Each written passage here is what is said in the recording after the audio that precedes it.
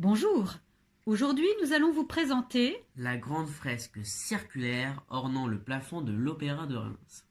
Cette fresque a été réalisée par le peintre Rousseau d'Essel en 1931. Elle célèbre les Dionysie, qui sont des fêtes en l'honneur de Dionysos, dieu du vin dans la mythologie grecque, appelé aussi Bacchus. par les latins.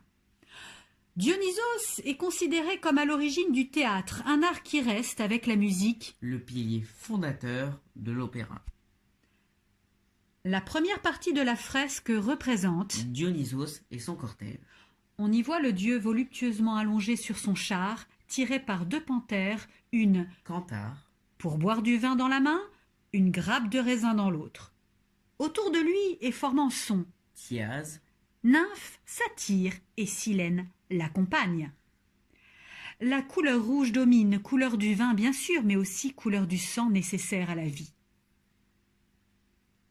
Le second volet de cette fresque représente la fête des pressoirs, avec des vendangeurs nus, couronnés de lierre, foulant allègrement le raisin. Des buveurs dansent avec vitalité au son de la double flûte. Le vin coule à flot dans les jarres ou les coupes.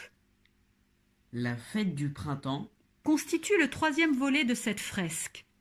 Les fleurs donnent l'unité à cette scène.